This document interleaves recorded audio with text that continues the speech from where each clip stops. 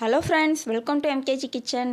நாம் இன்றைக்கி பார்க்க போகிறது பாவக்காயை வச்சு சூப்பரான ஒரு ஈவினிங் ஸ்நாக்ஸ் தாங்க. மொறுமொறுப்பான ஒரு பக்கோடா எப்படி பண்ணலான்றதை பார்க்கலாம்.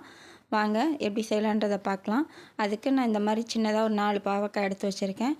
இதை நல்லா மெலிசாக இந்த மாதிரி ரவுண்டாக கட் பண்ணி எடுத்துக்கோங்க. நல்லா மெலிசாக கட் பண்ணோம்னா நல்லா நமக்கு மொறுமொறுப்பாக வரும். இப்போ இது கூட 2 ஸ்பூன் அளவுக்கு கடலை மாவு சேர்த்துக்கோங்க. 2 ஸ்பூன் அளவுக்கு சோள மாவு, 2 ஸ்பூன் அளவுக்கு அரிசி மாவு. இதோட நம்ம காரத்திற்கு ஏற்ப மிளகாய்த்தூள் சேர்த்துக்கலாம். 2 ஸ்பூன் அல்லது 1 ஸ்பூன் கூட சேர்த்துக்கோங்க. இதையும் சேர்த்துட்டு இப்போ இதுக்கு தேவையான அளவு உப்பு சேர்த்துக்கலாம். இப்போ இது எல்லாத்தையுமே நல்லா காயில் நல்லா மிக்ஸ் ஆகிற வரைக்கும் நல்லா இந்த மாவை நல்லா தண்ணி எதுவுமே சேர்க்காமல் நல்லா ஃபஸ்ட்டு கை வச்சு கலந்து விடுங்க. இந்த அளவுக்கு எல்லா பக்கமும் ஒட்டி வரணும். நம்ம இந்த காயில் இருக்க ஈரப்பதத்தோடையே சேர்த்தே பாருங்கள், இந்த மாதிரி நல்லா வரணும்.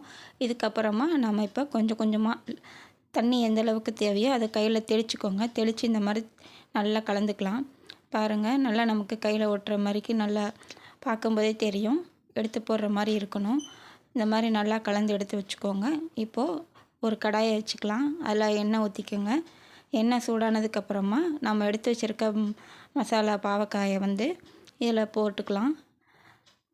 போட்டுட்டு பாருங்கள், நல்லா போட்ட உடனே திருப்பாதீங்க. ஒரு நிமிஷம் ஆகட்டும். அதுக்கப்புறமா திருப்பி விடுங்க. நமக்கு அப்படியே சேர்ந்து இருந்தாலும் நல்லா வெந்து வந்ததுக்கப்புறம் பாருங்கள், உதிரி உதிரியாக வந்துடும். நல்லா நமக்கு நல்ல கலர் எப்படி வந்திருக்கு பாருங்கள். நல்லா ஒரு கோல்டன் ஃப்ரை வந்துட்டுருக்கு. நல்லா சூப்பராக நம்ம நினச்ச உடனே சீக்கிரம் ரொம்ப நேரம் டைம்லாம் எடுக்காது.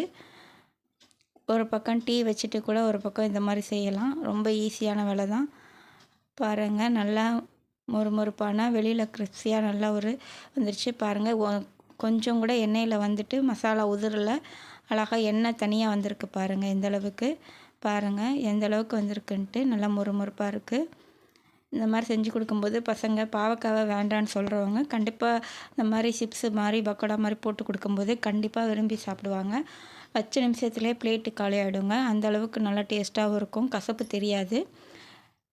பாருங்கள், நல்லாவே இருக்கும். நல்லா இந்த மாதிரி பக்கோடா மாதிரி போட்டு எடுத்துக்கலாம். இந்த மாதிரி டீ வச்சு ஈவினிங் டைமில் ஒரு ஸ்நாக்ஸ் மாதிரி சாப்பிடும்போது ரொம்பவே சூப்பராக இருக்கும்.